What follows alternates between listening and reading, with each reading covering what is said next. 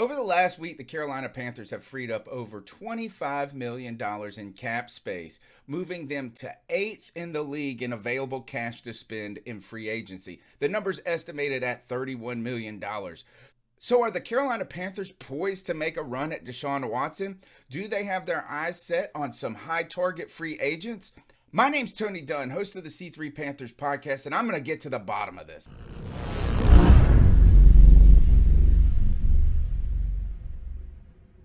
The releases began last week with Kawaan Short, defensive tackle, two-time Pro Bowler, that freed up about $8.6 million in cap space.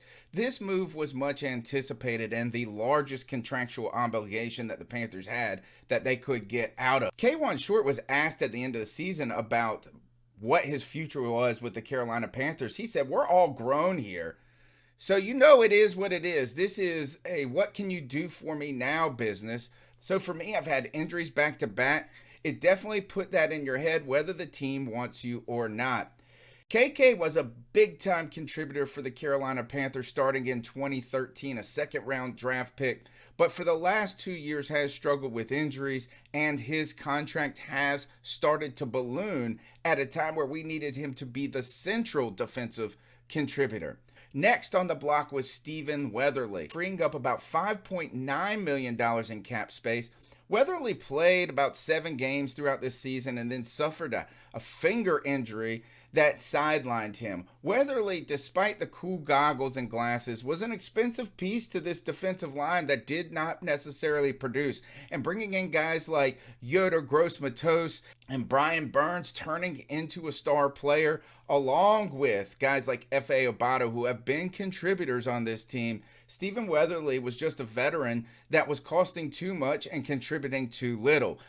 The Panthers then gave the boot to Michael Palardy. The punter, Michael Palardy, knows how to boom it, but he suffered an Achilles injury this year that then opened the door for kicker Joseph Charlton. We know Charlton most from stories in practice where he was booting the ball accidentally over the fence the wrong direction. Things did not seem like they were working out initially for Joseph Charlton. The Panthers even brought in other guys to give a look to, but Charlton performed well in the games and was even part of some fun trick plays in the process. Perhaps most surprising was the release of veteran safety Trey Boston. Carolina's secondary isn't the deepest one in the league, that's for sure.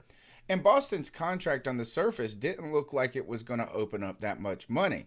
But the Carolina Panthers designated Trey Boston as a post-June 1st cut, which freed up $3.55 million. The Carolina Panthers did not stop with releases, though. They are now working within contracts to free up additional cap room.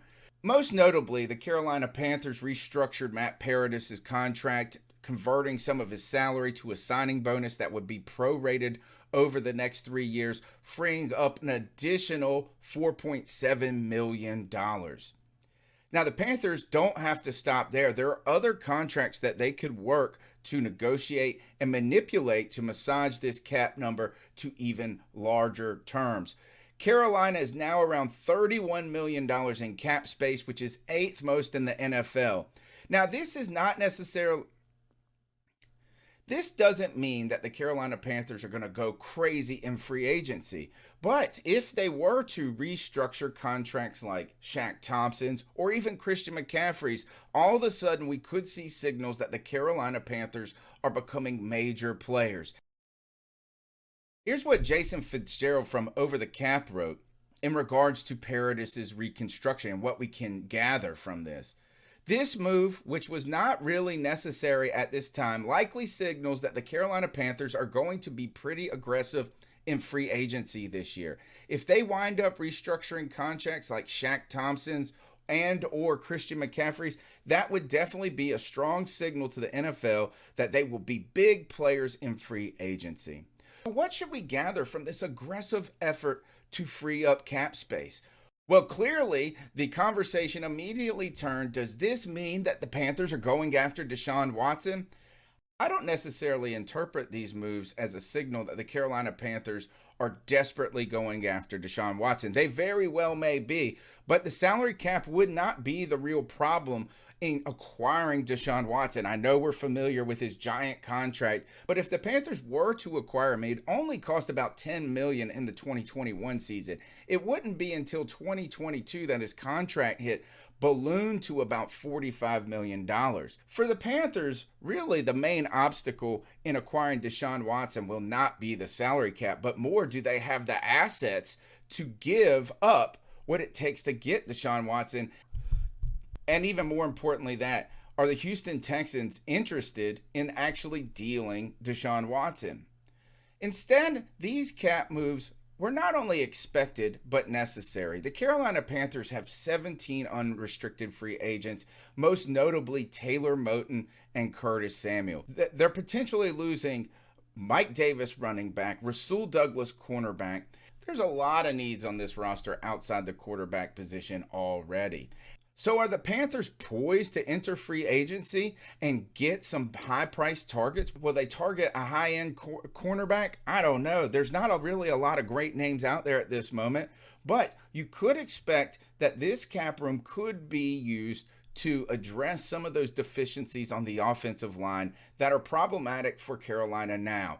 They're only bringing back one starter officially, Matt Paradis, under contract. Taylor Moton is expected to be franchise tag, which would be about $14 million in cap space. But this money not only allows you the opportunity to negotiate potentially with Moton for a long-term deal, but also to reasonably enter free agency and maybe chase a big-time name like Brandon Scherf or Joe Thuney. The Carolina Panthers will have a lot of needs, and while the Carolina Panthers have a lot of needs, and while $31 million at this point seems like a lot, it really stinks to have a lot of money this year in a year that the cap actually went down. Perhaps that's going to create some bargains for some other players that just aren't going to be able to get what they want from different organizations throughout the league. But overall, the Carolina Panthers have a significant amount of money, but not an insane amount of money. They will have to use this cap space wisely as they continue to navigate this offseason. My name's Tony Dunn. I'm the host of the C3 Panthers podcast. It's the longest running Panthers podcast on the internet. I'd love for you to be a part of our community. We're live on Tuesday nights on YouTube, Facebook, and Periscope. The chat room is lit and it's full of Panther fans. It's the place you need to be if you want the latest Panthers news and opinions from the fan perspective. Now, I want to hear what you got to say on the Panthers' potential free agency moves coming up. Is it Moton? Is it Watson? Do you want to re-sign Curtis Samuel, or do you want to target some offensive linemen in free agency? Go ahead and get in the comments section and let me know what you think is going to pan out for the Carolina Panthers this offseason. And be sure to like, subscribe, and share if you like this video. Until next time, keep pounding.